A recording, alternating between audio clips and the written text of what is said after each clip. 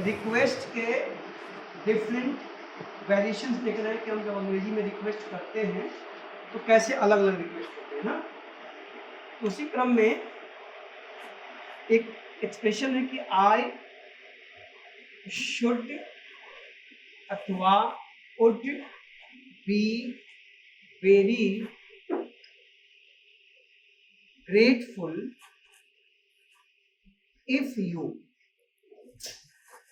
इतना लंबा एक्सप्रेशन है, देखो इतना लंबा, नियरली हम लोग सेंटेंस ही लिख चुके हैं, बस उसमें आप जो रिक्वेस्ट कर रहे हैं, जो डिमांड कर रहे हैं, उसको रख दीजिए, सेंटेंस कंप्लीट हो जाएगा। अच्छा एक बात और, शुड और वुड। अच्छा यहां पर इफ यू के बाद है ना, यहां फिर से रिक्वेस्ट है तो आप फिर से यहाँ पे वुड लिखिएगा, इफ यू वुड। आगे चल के हम कंडीशनल सेंटेंस पढ़ेंगे तो बात ये आएगी कि इफ क्लॉज के बाद फ्यूचर टेंस का प्रयोग नहीं होता, वुड का प्रयोग नहीं होता, विल का प्रयोग नहीं होता, बिल्कुल सच है।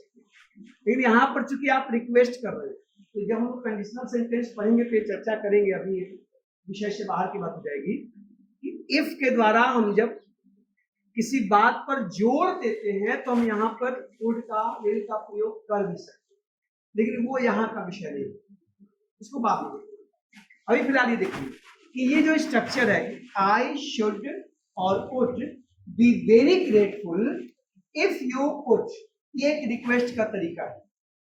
यहां पर शुड और वुड हमने दोनों रखा है, ये देखिए।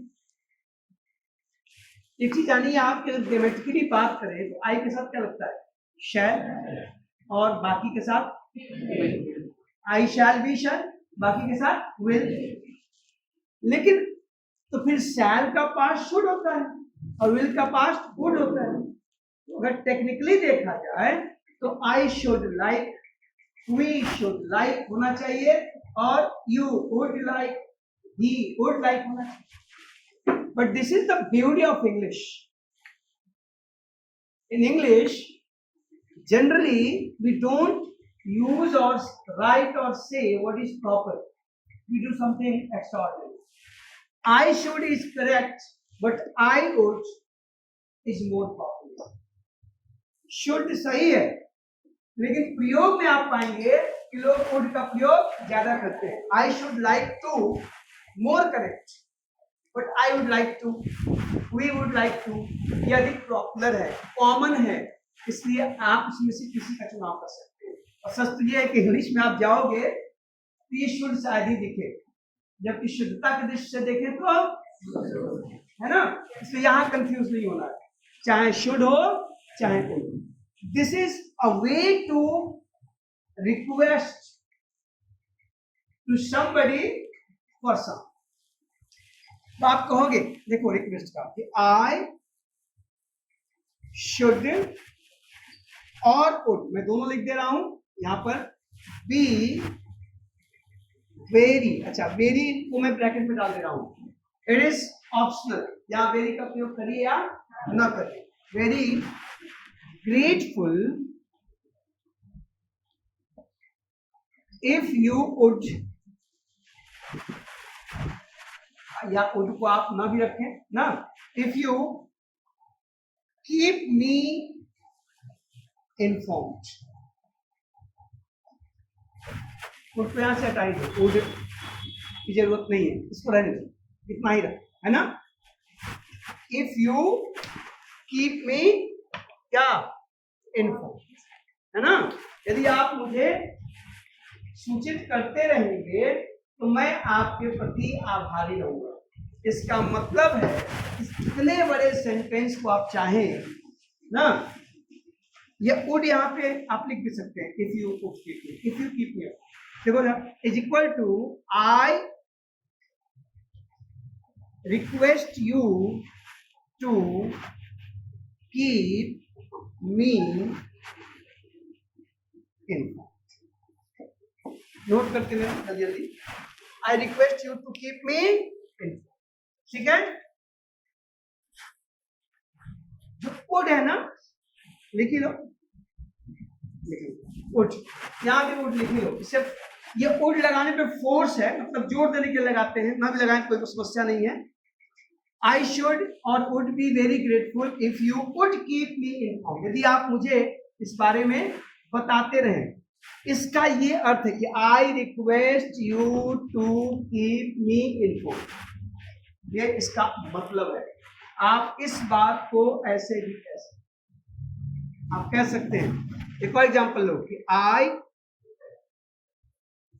या वी कर लीजिए आप, we would be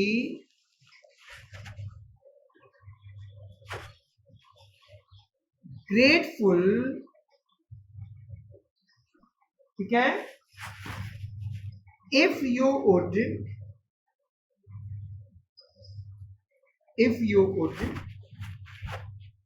let us know when your new stock arrives।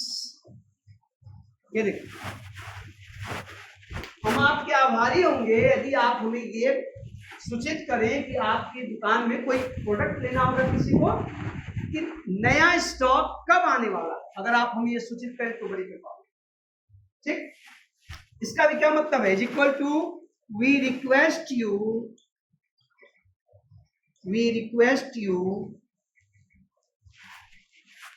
ठीक है, to let us know when your new stock arrives, new stock arrives. Same thing, आप इसको इस प्रकार से किसी से रिक्वेस्ट कर, आप समझ रहे हैं कि ये रिक्वेस्ट कौन सी रिक्वेस्ट है। जब आप कहीं पर किसी स्टोर में हैं, किसी ऑफिस में हैं, कहीं भी हैं, तो आप जब अंग्रेजी में बातचीत करते हैं, लेकिन सवाल है कि जो बातचीत की जाती है वही लिखी भी जाती है ना। तो कहीं ना कहीं जाकर के ये बात आपको जानना है कि हम रिक्वेस्ट करने के बहुत सारे तरीके अपना सकते हैं। This is a form to request, जल्दी नोट करिए, ऊपर से लिखा दूं। हाँ, देखिए, रिक्वेस्ट का एक तरीका और भी है, ये देखो, हम किसी से कुछ रिक्वेस्ट करना चाहते हैं इंग्लिश में, एक तरीका और भी है, देखो, वुड यू बी गुड और kind enough.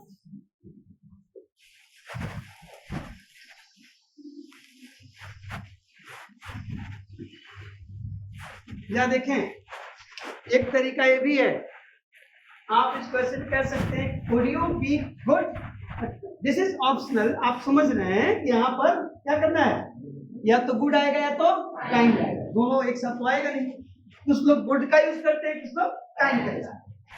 Would you be good और काइंड इनफ, अब इसमें आगे जोड़ दीजिए तो रिक्वेस्ट हो जाएगा। ठीक, आप कह सकते हैं कि would you be good enough to keep me informed, ये देखिए क्वेश्चन मार्क लगा लीजिए। अच्छा, मैं बार बार वहां इन्फॉर्म्ड लिख रहा हूं, इसको ध्यान दीजिए, मैं क्या लिख रहा हूं, इन्फॉर्म्ड। क्यों, कीप के बाद वर्ब अपने बेस फॉर्म में नहीं रह सकती, या तो कीप के बाद थर्ड फॉर्म आती है या तो first form, fourth form, ING form. Keep me informing या कीप मी इन्फॉर्म ना, कीप देम टीचिंग या कीप देम टॉट, क्लियर है, और थर्ड फॉर्म आता है। Would you be good enough to keep me inform का मतलब है, फिर देखिए लगातार क्या, I request you to keep me inform, ये ठीक। आप कह सकते हैं कि would you be kind enough to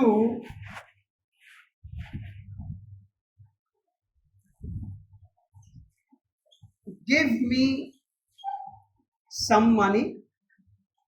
Look at here. Would you be kind enough to give me some money? अर्थात आप करें कृपया हमें कुछ पैसे दे दीजिए इज इक्वल टू क्या हो जाएगा, I request you to give me some money. Okay, ये तरीके हैं क्या करने के, रिक्वेस्ट करने के. वो एक बस आपने सीख लिया कि आई रिक्वेस्ट यू या प्लीज, ठीक है, उतने से काम नहीं चलना.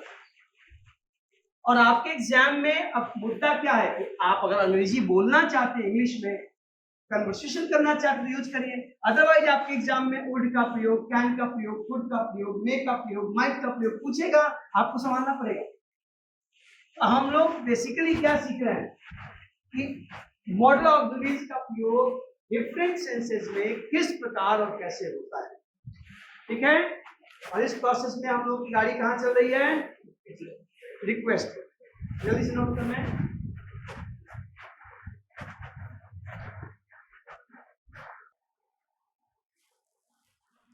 बताऊं, अब देखिए जरा. अच्छा, ये जो बात कही गई है कि वुड यू बी गुड और काइंड इनफ, इस एक्सप्रेशन को हम चाहें तो इस प्रकार भी लिख सकते हैं. इसे, ये जो वुड यू बी काइंड और गुड इनफ है, इसकी जगह कुछ लोग इस बात को ऐसे भी एक्सप्रेस करते हैं. देखना कैसे. आप कह सकते हैं would you be so kind as to, as plus infinitive लिखिए. ये देखो, आगे देखते. Would you be so kind as, इस बात को आप इस प्रकार भी कह सकते हैं. अभी जो आपने सेंटेंस लिखा था क्या था वो, Would you be kind enough to keep me informed, ना, यही था ना. इसको आप ये भी कह सकते हैं, देखिएगा जरा, कि would you be so kind as to keep me informed. ये देखते हैं, would you be so kind as to keep me informed. ये जो गुड इनफ है उसके साथ यहाँ पे काइंड की जगह गुड भी आ सकता है. Would you be so kind, would you be so good, it doesn't matter. You may use kind और गुड. बस लुक एट हियर, यहाँ पे क्या था, बी गुड इनफ की जगह क्या आ गया, so kind as to, so good as to. ठीक है ना. आप इसको ऐसे लिख सकते हैं. यहाँ पे ध्यान दीजिए, ये किसको रिप्लेस कर रहा है, इनफ. तो रिक्वेस्ट करने का ये भी एक तरीका है. और सब ये प्रश्नवाचक वाक्य, ध्यान दीजिएगा, दिखने में प्रश्नवाचक हैं लेकिन मीनिंग इनकी रिक्वेस्ट वाली है. सब रिक्वेस्ट सेंटेंस का कार्य लिख लीजिए.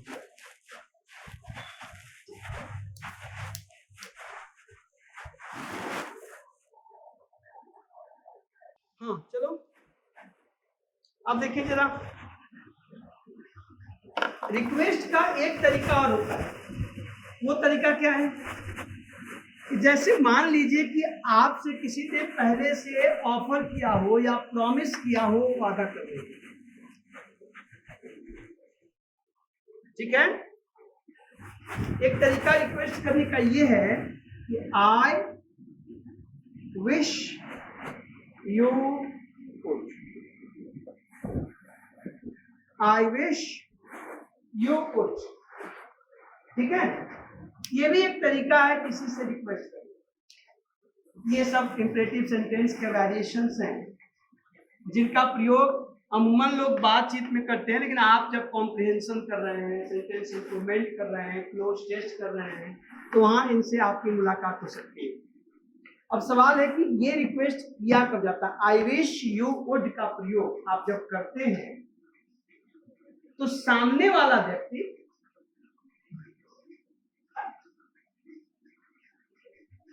मतलब ये इंप्रेशन बनता है कि जो सामने व्यक्ति खड़ा है जिससे आप रिक्वेस्ट कर रहे हैं उसने आपको रिक्वेस्ट का ऑफर किया, ठीक है, या आपको लगता है कि उसे करना चाहिए, होता ना कि यार इसे तो मेरी सहायता करनी चाहिए, इसे तो मेरी बात माननी चाहिए, ऐसा होता है। या ये हो सकता है किसी ने आपसे प्रॉमिस किया था कि मैं आपकी सहायता करूंगा और बाद में मुकर गया, ठीक है। उस अवस्था में आप जो है आप इस फ्रेज से बात कर सकते हैं कि मतलब मैं तो चाहता था कि आप मेरी सहायता करें, अर्थात मैं चाहता हूं कि करें आप मेरी सहायता। ऐसा तब जब उससे उस व्यक्ति से आपको एक्सपेक्टेशन हो कि ऐसा होना चाहिए, तो आप कहोगे I wish you would help me,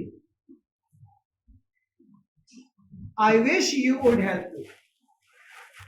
काश तुमने मेरी सहायता, तुम भी मेरी सहायता करते, मैं तो चाहता था कि तुम भी करो, आप भी करें, ऐसा आप करें। इस वाक्य में क्या है? This sentence shows the emotion that you have some expectation from the person standing before you, or perhaps he has offered to help you, ना, उसने खुद ही जो है ऑफर किया और बाद में मुकर गया। और ये जो एक्सप्लेनेशन है इसको याद रखिएगा, एक्सप्लेनेशन इसका प्रयोग हम कब करते हैं?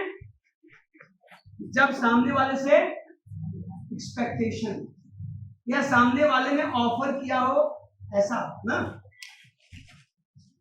बेटा उसको देखिए। अच्छा, रिक्वेस्ट का एक और तरीका है, ये सब तरीके याद रखें ताकि आपके सामने कोई कॉम्प्रिहेंशन आए, कोई सेंटेंस आए तो झटके में अपने प्रेजुडिस को लेकर के जो पहले से दिमाग में बिठाए हो कि बस यही होता है, इसके आगे पीछे दुनिया नहीं होती, आप उसको गलत मान बैठे।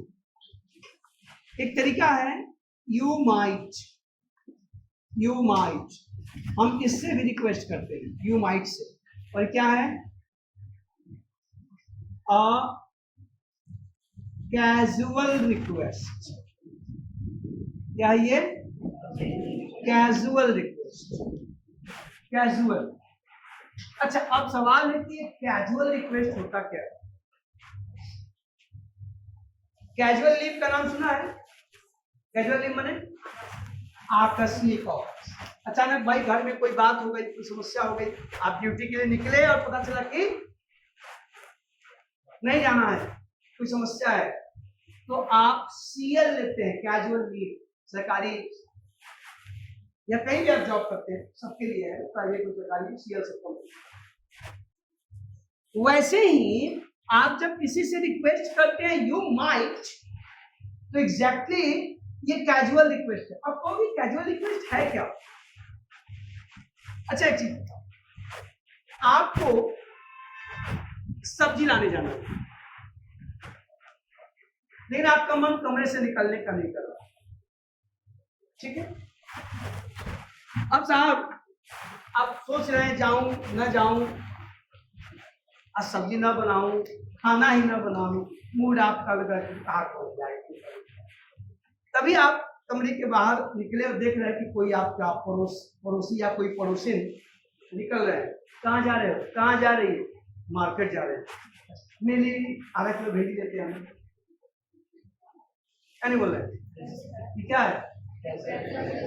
गए कहीं, मान लो सिनेमा देखने का मूड है, टिकट लेने गए या रेलवे टिकट लेने गए, कहीं गए हैं, लंबी फॉर्म भरना है, लंबी लाइन लगी हुई है, ठीक, बड़ी इतनी भीड़, क्या करे? तभी कोई पुराना साथी या क्लासमेट दिखा, ए टिको, मेरी यार, क्या ये कैजुअल रिक्वेस्ट है ना, कि आप अचानक चीजों को देखें। अमूमन होता है भाई बाजार जा रहे हो, तेरा मेरी चिट्ठी छोड़ देना, यानी मेरा फॉर्म जमा करने जा रहे हो कमीशन में, यार मेरी फॉर्म भी जमा कर देना। क्या है ये? कैजुअल। अब आप बताएं कैजुअल रिक्वेस्ट आप अपने बड़ों से करेंगे, अपरिचितों से करेंगे, कि जिससे परिचित होंगे उससे करेंगे, खासकर दोस्तों के बीच, मित्रों के बीच ना। तो ये कैजुअल है, तो ये ध्यान रखिएगा, है तो ये कैजुअल, लेकिन ये होता है परमानेंट रिश्तों के लिए, जहां आप बिल्कुल इनफॉर्मल है, जहां कोई औपचारिकता नहीं है, वहां रिक्वेस्ट करने के लिए हम क्या करेंगे, आप ऐसे कर सकते, इसको कैजुअल। देखो अब कोई जा रहा है चिट्ठी, अब भाई अब तो जमाना गया, इस समय डाकिया भी दिखता था, चिट्ठियां भी दिखती थी, है ना, ठीक है, वो मैंने शेयर किया था लॉकडाउन के समय में। अभी इधर भी कुछ लोगों को किए कि फोन पर बातें न करना, चिट्ठियां लिखना हो गया मुश्किल शहर में डाकिया। तब चिट्ठियों का जमाना गया, तब भावनाएं उमड़ उमड़ के निकलती थी और घुमड़ घुमड़ के लोगों तक पहुंचती थी, उसके परिणाम भी दिखते थे। तब रिश्तों में मिठास भी थी, गहराई भी थी, इतने गहरे जाके वो जुड़ते थे कि हिलते डुलते नहीं थे जल्दी, छोटी मोटी बातों पे टूटते नहीं थे। अब तो ब्रेकअप का जमाना ना, कभी ब्रेकअप होता है, कभी पैचअप होता है, और ससुराल पता नहीं चलता कब पैचअप कब ब्रेकअप, उसी में करते करते जिंदगी बीत जाती है, ना इधर के रहे ना इधर के, शंकु बन के लटक गए।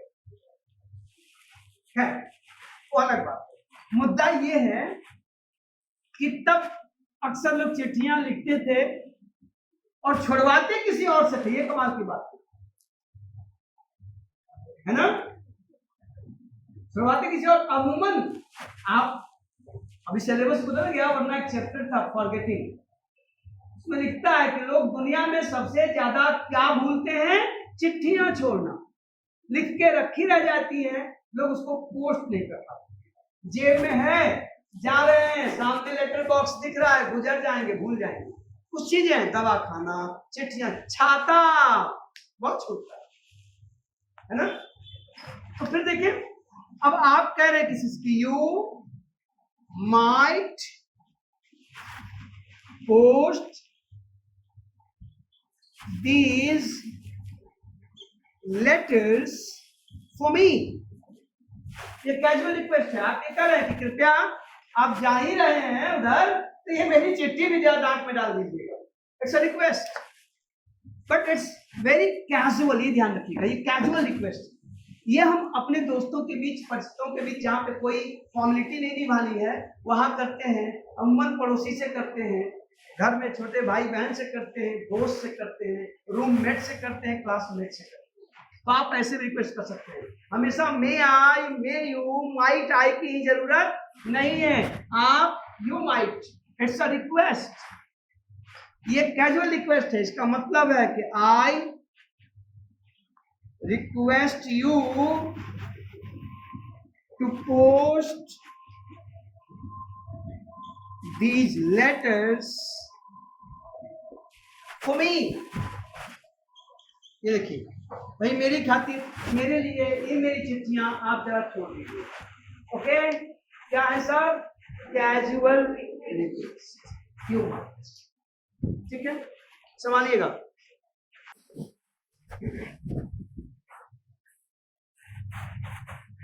अच्छा, एक बात आपको ध्यान रखनी है कि कभी कभी ये जो माइट है, इस माइट के साथ परफेक्ट इंफिनिटिव आती है, might plus perfect infinitive. Perfect infinitive मतलब समझ आए ना, क्या, हैव प्लस वर्ब की थर्ड। ये इंफिनिटिव तो है लेकिन टू नहीं रहेगा, तो नहीं रहेगा क्योंकि टू में माइट के बाद, कैन पुट के बाद, विल पुट के बाद, डू डज डिड के बाद नहीं आता है। ये बात हम लोग कितनी बार सुनते हैं कि मॉडल ऑक्सिलरीज में, ये शुरुआत हम लोगों ने यही सीखी थी कि मॉडल ऑक्सिलरीज में यूज्ड और ऑट को छोड़कर बाकी किसी के साथ टू नहीं, इसलिए यहां पर ये इंफिनिटिव है। और चूंकि हैव आ गया, हैव के बाद वर्ब की थर्ड फॉर्म आ गई, तो क्या है, परफेक्ट इंफिनिटिव है, यहाँ टू का प्रयोग नहीं होता है, ध्यान रखिए। अब ये जब स्ट्रक्चर आप यूज करेंगे, इस कंस्ट्रक्शन का प्रयोग आप जब करते हैं इंग्लिश में, तो ये क्या बताता है? ये बताता है इरिटेशन और रिप्रोच। इरिटेशन और रिप्रोच, इरिटेशन मतलब किसी चीज को लेके आप चिढ़े हुए हैं, आपकी चिढ़, और रिप्रोच का मतलब होता है गुस्सा। किसी बात को लेके आप एकदम चिढ़ा गए, हद हो गई है, जब देखो तब आप गलती करते रहते हैं। मैंने कहा था आप ऐसा करने के लिए ना, ये क्या है? इरिटेशन है, रिप्रोच है। तो इरिटेशन या रिप्रोच किसके लिए? For non performance of an action, of an action. कोई कार्य परफॉर्म नहीं किया गया, उसे होना था, नहीं हुआ, इस बात को लेके किसी के अंदर क्या है? इरिटेशन है, चिढ़ा हुआ है या गुस्से में है, तो वहां पे हम इसका प्रयोग करेंगे might plus perfect infinitive.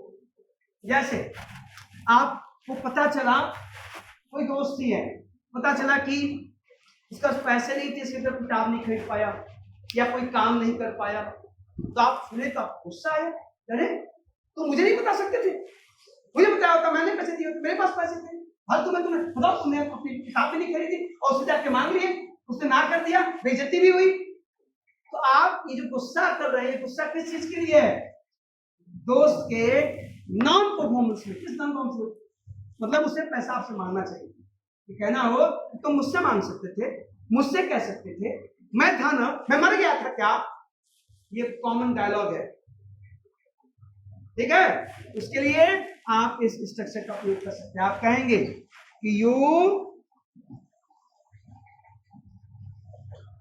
might have told me, you might have told me, तो मुझे बता सकते थे, बताया तुमने। अच्छा, आप जब इस तरह से might have का प्रयोग करते हैं ना, तो ये should जैसा है, इज इक्वल टू यू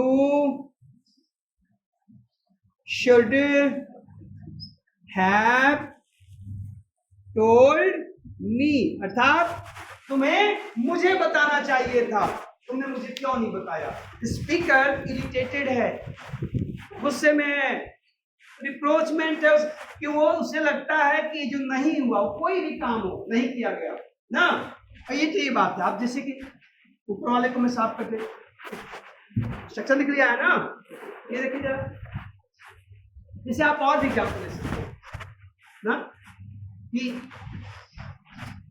देखो कि अच्छा, यू की जगह आप यहाँ थर्ड पर्सन का प्रयोग भी कर सकते हैं। आप कह सकते हैं कि ही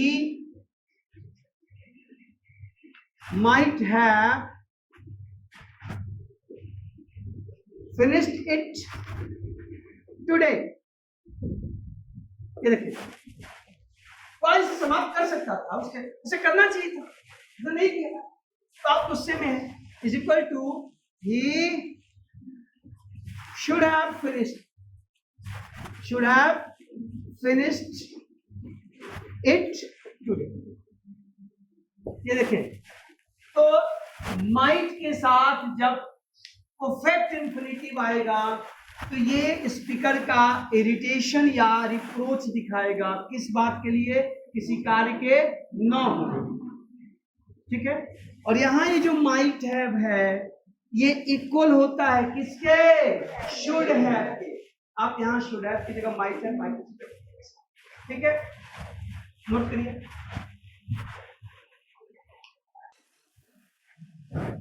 देखिए जरा, तो ये तो था रिक्वेस्ट के तमाम तरीके। इसमें से कुछ तरीकों को हम लोगों ने पिछली कक्षा में देखा था और कुछ तरीके अभी। इन सभी तरीकों से हम किसी से रिक्वेस्ट करते हैं किसी कार्य को करने या करवाने। अब रिक्वेस्ट से एक मिलता जुलता इमोशन है इनविटेशन। क्या है? इनविटेशन।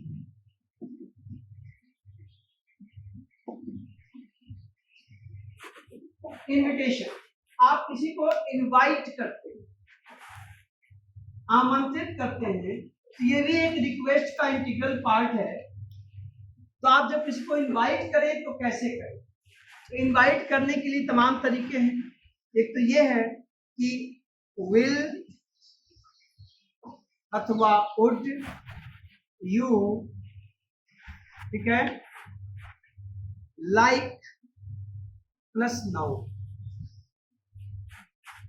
एक तो ये तरीका है कि आप विल या वुड को लेकर आए, उसके बाद लाइक प्लस नाउन।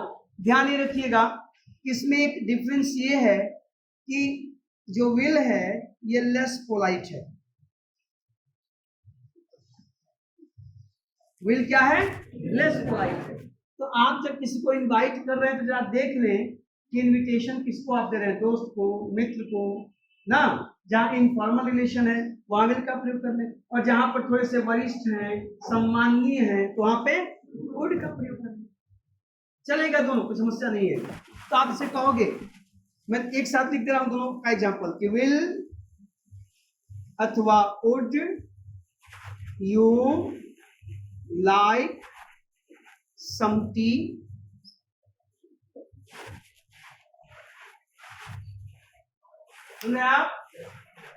आप चाय पीना पसंद करेंगे ना, अर्थात shall I bring you some T.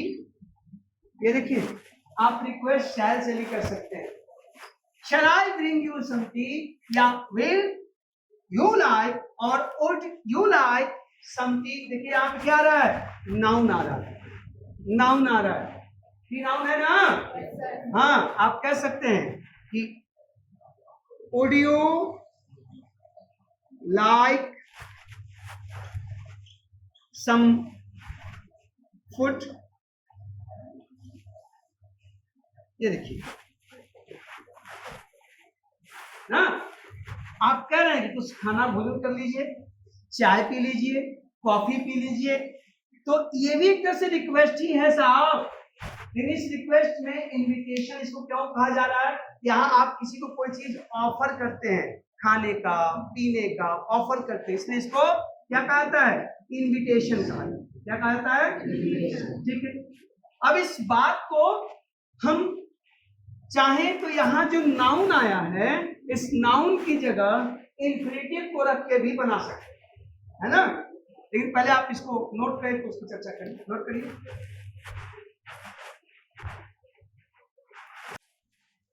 इसी बात को आप चाहें तो ऐसे भी कह सकते हैं। देखो जो आपने लिखा था सेम थिंग को ना, कि यहां पर विल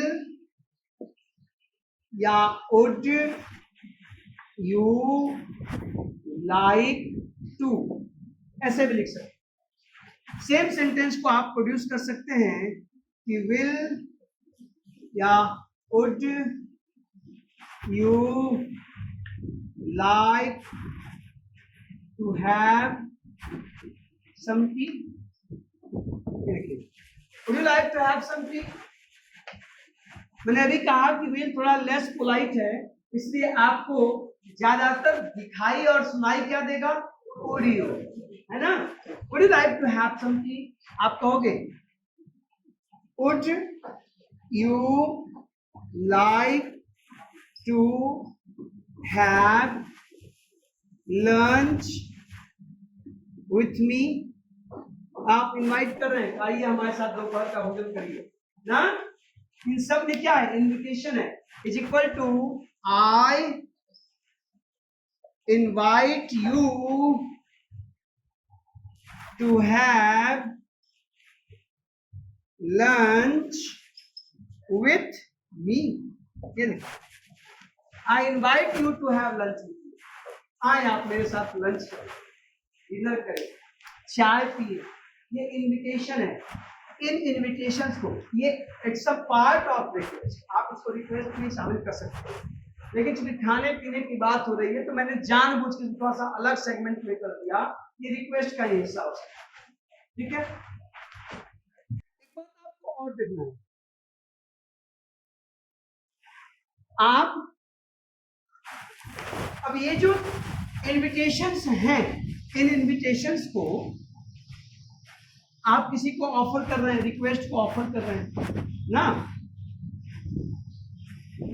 तो कभी कभी क्या होता है कि आप किसी को इनवाइट तो कर रहे हैं, रिक्वेस्ट तो कर रहे हैं, लेकिन आपके मन में एक दुविधा बनी हुई है कि पता नहीं मेरी बात मानी जाएगी कि नहीं।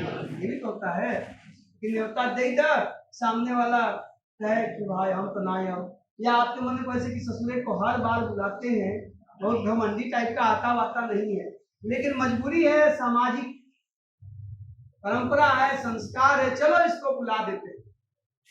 अगर आपके मन में, ठीक है, ऐसी भावना हो तो आपके सेंटेंस का स्ट्रक्चर दिखेगा कि यू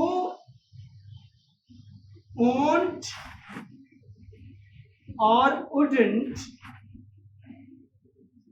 लाइक, ठीक है, विल यू और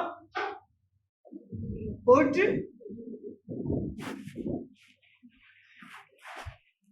आप इस तरह से किसी से को इनवाइट करेंगे। क्या करेंगे? बोले कब? जब आपके पास मन में ये भाव हो कि पता नहीं मेरी बात मानी जाएगी कि नहीं। मैं बार बार कह रहा हूं कि यहाँ वोंट मैंने लिखा है, विल लिखा था, लेकिन ये थोड़े से लेस पोलाइट हैं। आप इनफॉर्मल इंग्लिश में इनका प्रयोग कर लें, फॉर्मल है तो इसका करें, इसमें कोई कंफ्यूजन नहीं है ना। तो आप जैसे कहोगे कि मान लीजिए आप खिला रहे हैं किसी को और आपको लगता है कि पर्याप्त खा चुके हैं, अब ये लेंगे नहीं, मतलब मैं कहूंगा तो भी ये लेंगे नहीं, तो देखो बुद्धिमत्ता को तरीके से आप कहेंगे कि यू would not का short form wouldn't like to have ना, आप ये टू हैव की जगह और छोटा कर दो, सीधे नाम रख लो, you wouldn't like another cup of coffee,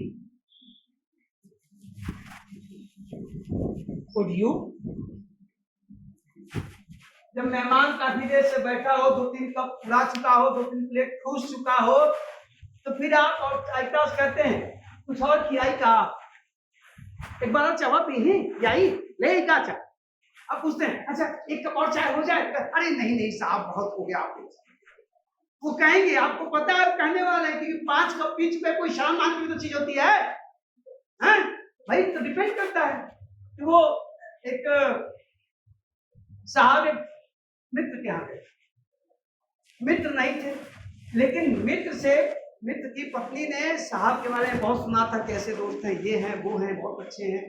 तो पत्नी को लगा कि भाई इनकी आवभगत करनी चाहिए, तो बड़ा प्यार से उनको भोजन बनाई। अब भाई चूंकि पति नहीं है तो बहुएं गांव की बाहर तो निकलती नहीं है, बरामदे बिठा के खाना खिलाई, सब कुछ की बढ़िया से, मतलब नहीं बुला करके घर में वो थे। जब भी दोस्त क्या गए तो दोस्त बताया कि मेरे दोस्त हैं, बहुत अच्छे दोस्त हैं, ऐसे हैं वैसे हैं, तो बड़ी आओ होते, खिलाया पिलाया, पूछ के और ले लीजिए, शर्माइए मत ना, अपना ही घर समझिए। अब भाई ये वापस आ गए। कुछ दिनों बाद वो वाले दोस्त के यहाँ आए। अब जब वो आए तो ये वाले दोस्त कहीं गए हुए थे, श्रीमती जी को आके उन्होंने कहानी सुनाई थी कि भाई गए थे दोस्त के यहाँ, इतना स्वागत हुआ, सम्मान हुआ, उनकी पत्नी ने कितना प्यार से खाना खिलाया, पूछ के अभी परेशान हो गई कि है नहीं, मैं बाहर जा नहीं सकती, करें क्या? तो ये हुआ कि बच्चे को उन्होंने कहा कि देखो अंकल बाहर खा रहे हैं, जाओ पूछ के आओ कि और कुछ चाहिए, और ना कहेंगे तो कहना शर्माइए मत और ले लीजिए ना। तो बच्चा गया, कहा अंकल और ले आए? ना ना ना बेटा ना, तो कहा ले लीजिए, शर्म वरम तो है नहीं।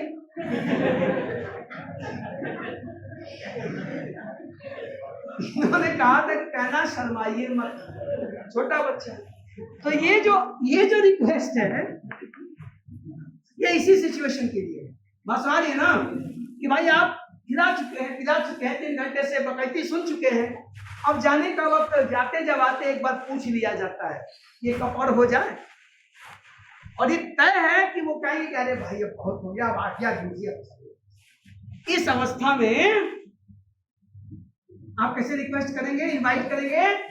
हाँ देखो, ये नहीं कि आप चाहे तो पिएंगे नहीं, ये इसकी हिंदी नहीं है, इसकी हिंदी ये है और एक कप पिला दूं चाहे, क्या थोड़ा सा कुछ खा लेते हैं, हाँ क्यों ले आए?